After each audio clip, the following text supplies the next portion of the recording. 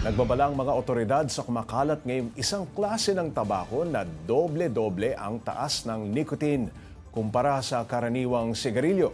Tinatawag itong tuklaw na ang ilan umanong gumagamit ay nangisay at tila nawala sa sarili. Para bigyan ng mukha ang balita, Mobile Journal Arles de los Santos. Sa nagdaang mga linggo, sunod-sunod ang naging kaso sa Taguig City at Puerto Princesa ng mga binatilyong nangisaya at tila nawala sa kontrol. Ang mga ito, humit-hit umano ng sigarilyong tinatawag na tuklaw. Ang tuklaw o thoklaw ay isang uri ng tabako na lumalago sa kabundukan ng Northern Vietnam at ang nicotine level nito umaabot ng 9%, higit na mataas kumpara sa 1.5 to 3% lamang ng mga tabako sa Pilipinas. Ayon kay PIDEA Director General Isagani Neres, ang kumakalat na halo ng tuklaw sa Pilipinas naglalaman ng synthetic cannabinoids, isang kemikal na nilikha na may kaparehong epekto ng marijuana na sinasabing nakamamatay. Sa Palawan, arestado ang 5 individual sa isinagawang joint bypass operation ng Puerto Princesa City Police Office sa Barangay San Miguel noong August 11.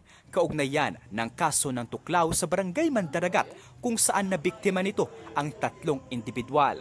Nakuha sa mga suspect ang hinihinalang marijuana at synthetic cannabinoid. Nasabat din ang cellphone ng mga nadakip upang magamit sa investigasyon ng mga pulis. Kaya ang Philippine Drug Enforcement Agency o PIDEA nagbigay ng babala sa publiko. Huhulihin nila ang sinumang gagamit at magbebenta ng tuklaw sa Pilipinas. Because it is a dangerous drug, and the same is within the provisions of Republic Act 9165, yung ating ating dangerous drugs law. Nagbenta ka daw, you will be charged for selling. At pag gumamit ka, then you will be charged for use. Patuloy na inaalam ng PIDEA kung paano nakapasok ang tuklaw sa Pilipinas. Higit lalo ang synthetic cannabinoids na peligro ang dala. Paalala ng ahensya sa publiko, maging mapagmatyag para sa ating kaligtasan.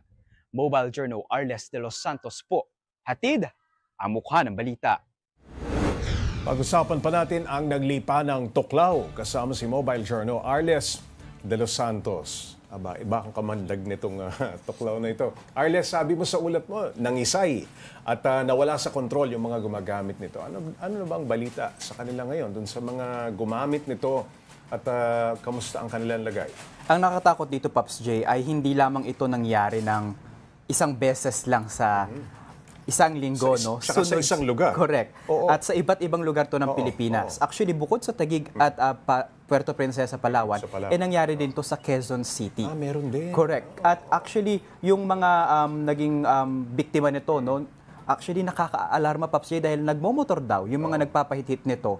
At parang pinasusubok lamang sa mga binatilyo yung tuklaw na ito. Kaya naman yung naging adverse effect nito sa kanilang katawan ay agad silang isinugod sa ospital. Ang maganda rito ay nakalabas naman a day after, pero yung iba naman katulad ng sa Taguig ay patuloy ang psychosocial care para masiguro na back on track na yung mga naging biktima nito. Arles, sabi mo, ipinasubok lamang sa kanila. Ibig sabihin, hindi nila naubos yung tabakong yan. Ano? Ilang hitit lang yun? Narinig natin, Pops J, na merong 2 at 1. Meron pa kasi magkasama na sinubukan nilang tig-isa. At then itong 3, parang mabilis lang din yung kanilang naging hit-hit.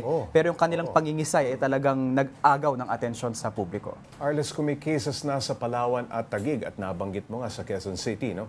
Kailan para posibleng nagsimulang nakapasok sa ating bansa itong tuklaw? Sa ngayon, Pops J, ay patuloy pa din, no, na tinitignan ng PIDEA, NBI at PNP kung saan nga ba ito nanggaling. Kasi nabanggit natin sa report na ito ay nanggaling, ito ay talagang normal. No, ito ay traditional na pag-smoke sa Northern Vietnam. Kaya naman doon, ay yung mga turista daw, parang libre lamang na pinasusubok ito. Parang sa atin sa Northern Luzon, yung nga na tinatawag natin. So sa kanila talaga, hindi ito sobrang illegal at hindi ganito kalala yung epekto nito. At pero hanggang ngayon, accessible. yes, accessible na accessible. Pero pagdating daw dito sa Pilipinas, meron na nga nung tinatawag na synthetic cannabinoids na talagang nakaalarma daw. Sabi mo, madali ang access dito sa tuklaw pagdating sa Vietnam.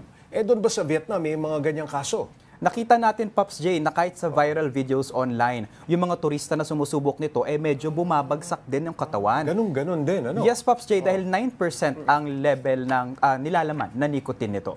Oo, halimbawa nga mahuli at may possession lamang nitong tuklaw, ano naman ang kasong isasampa sa mga ito?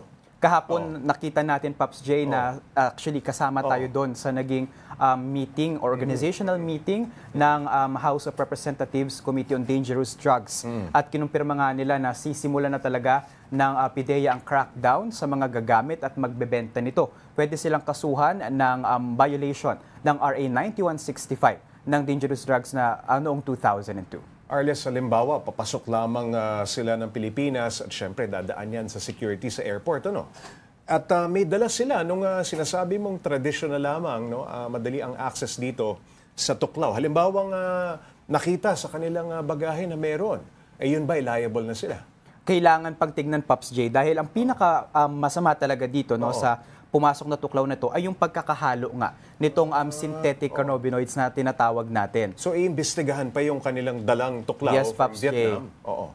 So, naka-alarma na yan, yung mga galing ng Vietnam. Maraming turista, souvenir lamang ito eh. Correct, Pops J. Ang maganda, pati yung mga canine daw natin na specialist for drug inspection ay trained sa synthetic na ingredient na ito. Ayun, Arles, bukod sa nang isa yung ilang sinasabing gumamit nitong tuklaw, ano pang posibleng masamang epekto nito sa tao?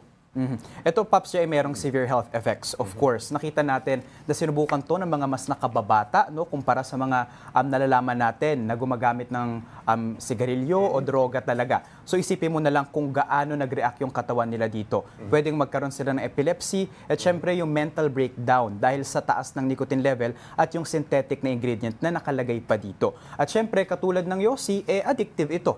Kaya nakatatakot kung masanay ang mga bata dito na subukan at gamitin ito. Arles, ano ang payo ng mga otoridad sa mga nakakaalam tungkol dito sa tuklaw na Yossi? Ang kanilang panawagan sa mga magulang, syempre sa mga guro, at sa iba pang mga otoridad ay syempre yung pagtutulong-tulungan para paalalahanan ng mga kabataan at kahit yung iba pa nating mga kapamilya na huwag sumubok basta-basta, lalo pa humit-hit ng mga bagay o sumubok na hindi natin alam para na rin sa kaligtasan ng lahat. Ayun, maraming salamat, Mobile Journal Arles de los Santos.